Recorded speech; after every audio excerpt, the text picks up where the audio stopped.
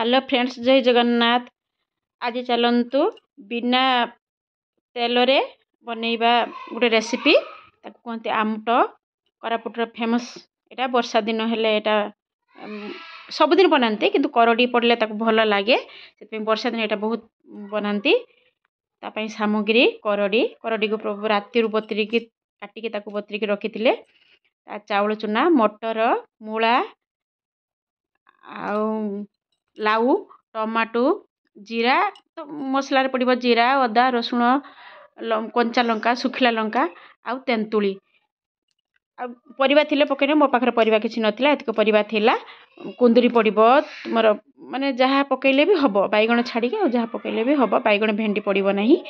तापरे करडी मटर को आमे कुकर रे बसई देलु सिजिबा पई से सिजिबा पई छाड़ी देलु। तापरे अलगा जागा पात्र रे गुटे कौन कले गोटे हांडी रे ताकू पानी फुटिया बसई देले लुण हलदी पकई देले एपटे चाउल को ग्राइंड कर रखिले। तापरे सब मसला जे सब रखी थिले से मसला को मध्य जीरा अदा रसुण कंचा लंका सब पकई ताकू मध्य बाटी के रखिले।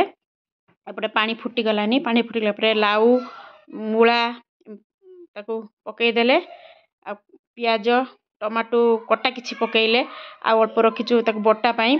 तापरे एपटे भी हमर करडी आ मटर सिझी जाइथिला ताकू मध्य पकई देले से फुटिला परे कोन कले बटा जाइथिबा मसला को ताकू भी पकई देले एटा फुटुण हबनी एमती ये रहबो। तापरे किछि टमाटो रखिथिले ताकू प्यूरी करके ताकू भी मध्य पकई देले।